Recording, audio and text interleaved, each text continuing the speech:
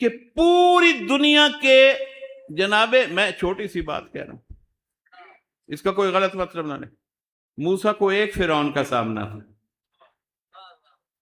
اس وقت پوری دنیا کے فرعون اکٹھے تھے، مگر ایک حسینی میں یہ طاقت تھی کہ اس نے سب کو چیلنج بھی دیا، اور پھر زبانی چیلنج نہیں، اپنی زندگی کو نذرانہ بنا دیا اس راستے میں، قرار بن کے رہے، فرار نہیں ہوئے۔ تو میں یہ بھی کہوں گا وقت کا حسین کوئی نہیں ہو سکتا، کائنات میں صرف ایک حسین ہے۔ اس بھول سے نکل آئیں کہ آپ اپنے اپنے زمانے کا حسین ڈھونڈتے پھریں،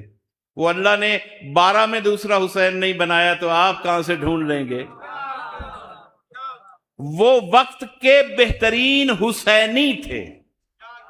ان کی روح کو تبھی آسودگی اور راحت ملے گی جب آپ ان کے لیے یہ نعرہ لگائیں کہ اس عہد کا جو بہترین حسینی تھا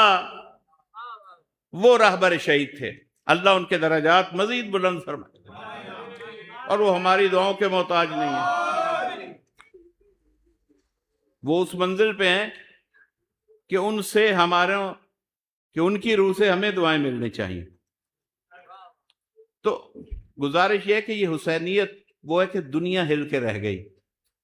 پہلی دفعہ اس دنیا کو صدیوں میں معلوم ہوا، میڈیا سے بھری ہوئی دنیا کو، ورنہ تو شہداء کی قطاریں ہیں، یہ کوئی یکتا شہید نہیں ہے ہماری تاریخ میں، علماء میں شہید اول، شہید ثانی، شہید ثالث،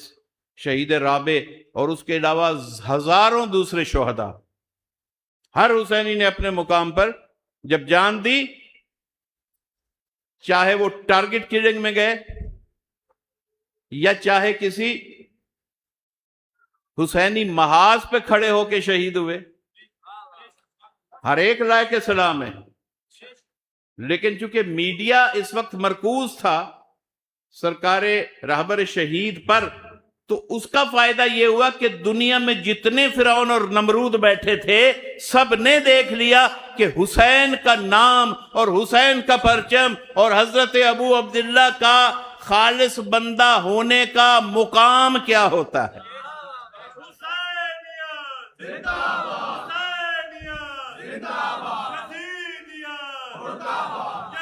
مردہ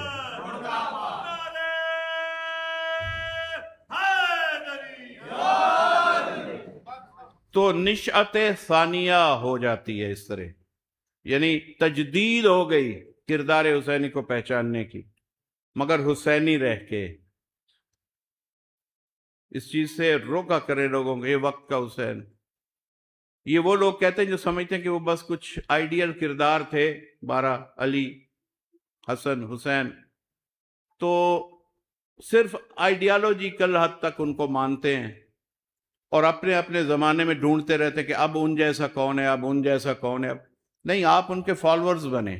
جو فالوئنگ میں سب سے آگے ہوگا وہ سب سے بڑا حیدری ہوگا، جو فالوئنگ میں سب سے آگے ہوگا وہ سب سے بڑا حسنی و حسینی ہوگا۔ لیکن نہ کوئی علی کہلا سکتا ہے، نہ کوئی حسن کہلا سکتا ہے، نہ کوئی حسین، وہ یکتا تھے، قیامت تک ان کی مثل کوئی ہو نہیں سکتا، کیونکہ یہ مسئلہ عام نہیں ہے۔ وَمَن يُعَظِّمْ شَعَائِرَ اللَّهِ فَإِنَّهَا مِن تَقْوَى الْقُلُوبِ، یہ قلوب کے تقوی کی پہچان ہے کہ وہ حسینی تو تسلیم کرے کہ وقت کا بہترین حسینی کون ہے، لیکن اس کا ایمان یہ اجازت نہ دے کہ جس سے بھی متاثر ہو جائے اسے وقت کا حسین کہہ دے۔ یہ چیز ہمارے لیے، ہمارے عقیدے، کچھ باتوں نے، کچھ سیاسی امور نے، فضاؤں نے عقیدوں کے پلے کچھ نہیں چھوڑا۔ عقیدے کی حفاظت کریں، عقیدہ محفوظ ہے، عقیدے میں صرف وہی رہیں گے، توحید، عدل، نبوت، امامت، قیامت۔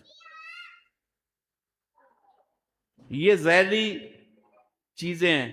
کہ کس عہد میں امام کے لیے بہترین قربانی کس نے پیش کی،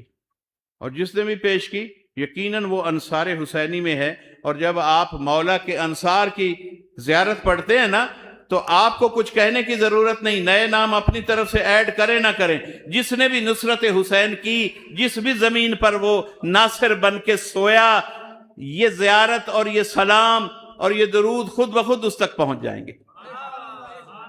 کیونکہ اللہ کے پاس نظام ہے، ہم نے کوئی ہرکارہ نہیں بھیجنا کہ ان کے پاس جا کے پہنچا دیجئے، ملائکہ منتظر ہیں۔ جو ناصر حسین ہے، جب آپ السلام علیکم یا انصار اللہ کہتے ہیں، السلام علیکم یا انصار رسول اللہ، السلام علیکم یا انصار امیر المومنین، السلام علیکم یا انصار سیدت نساء العالمین، السلام علیکم یا انصار ابی محمد الحسن المجتبی، السلام علیکم یا انصار ابو عبداللہ الحسین۔ اب نصرت کے لیے محدود نہیں ہے کہ صرف وہ 72، جس نے جہاں جہاں حسین اور حسینیت کی نصرت کی، یہ زیارت اس تک جا رہی ہے، لیکن سب سے پہلا مقام انہی کا ہے جو حسین کے ساتھ تھے۔ اس کی ایک میں مثال پیش کر دوں۔ علامہ مجلسی علیہ الرحمہ بہت بڑی شخصیت، کوئی عام انسان نہیں تھے، عقیدہ سمجھانے والے علماء میں، روایات حدیث ہم تک پہنچانے والے بہت بڑے محسن اس ملت کے علامہ مجلسی۔ تو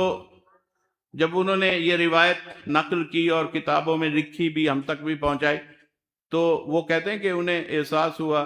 کہ ظہر کی نماز میں جناب سعید اور زہیر ابن قین جو سید الشہداء کے سامنے کھڑے ہوئے تھے، تیروں کو جھیل رہے تھے، تیر ان کی باڈی پہ، مولا کی حفاظت میں، کہ مولا تیر آپ تک نہ جائے، مولا کے آگے کھڑے تھے۔ تو کہتے کہ میرے ذہن میں خیال آیا کہ جذبہ تھا نا، ایک محبت تھی، تو خیال آیا کہ میں بھی اگر اس دن ہوتا تو میں اسی طرح سے، اسی سنت پہ چلتا، میں بھی اسی طرح سے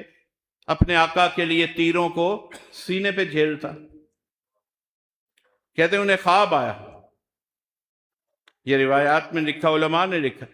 اور انہوں نے بیان کیا کہ انہیں خواب آیا کہ عاشور کا دن ہے، مولا دشمنوں میں گھر گئے ہیں، علامہ مجلسی، اور حضرت اسی طرح نماز کے لیے کھڑے ہوئے ہیں، سادہ ہوئے ہیں، کچھ نمازی پیچھے ہیں، مجاہدین سرکار کے ناصرین وہ پیچھے ہیں، تو علامہ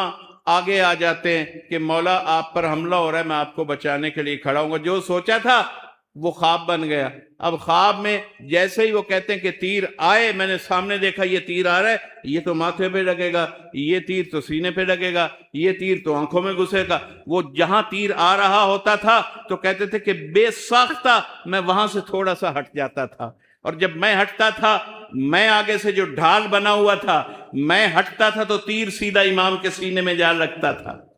امام کی پیشانی پہ جا لگتا تھا۔ وہ کہتے ہیں میں نے جب یہ منظر دیکھا، بس کچھ دیر مجھے یہ دکھایا گیا کہ میں کسی تیر کو روک نہیں سکا، بلکہ میرے کھڑے ہونے کا نتیجہ یہ نکلا کہ خود امام زخمی ہوتے رہے، مگر ان کے کھڑے ہونے سے امام کو ایک بھی تیر نہیں لگا تھا۔ تو وہ کہتے ہیں کہ میں تڑپ کے اٹھا، اور مجھے بعد میں ایک خواب میں یہ سمجھا دیا گیا کہ تم اپنے مقام پہ مقرب معصومین ہو، لیکن خبردار کبھی کربلا کے شہداء کی برابری نہ سوچنا۔ کوئی حسین تو کجا، کوئی صحابی حسین نہیں بن سکتا، وہ ایسے چنے ہوئے لوگ تھے روز الست سے جن کا انتخاب ہو چکا تھا، روز اول سے اللہ نے ان کا انتخاب کیا تھا، وہی کربلا میں حسین کے ساتھی تھے۔ باقی ہم جتنے ہیں، جس تعین ہیں، بس اس بساط میں ہمیں بھی اپنے نفس کو تیار کرنا ہے کہ ہم ناصر امام رہیں، لیکن کبھی تقابل میں مت جائیں، کمپیریزن میں جا ہی نہیں سکتے آپ۔ تو جس کے صحابیوں کے کمپیریزن میں نہیں جا سکتے، کیا اس سے کسی کا کمپیریزن کیا جا سکتا ہے؟ انبیاء کو ضرورت نہیں ہے کہ وہ کہیں کہ ہم حسین جیسے، صلوات پڑھیے محمد۔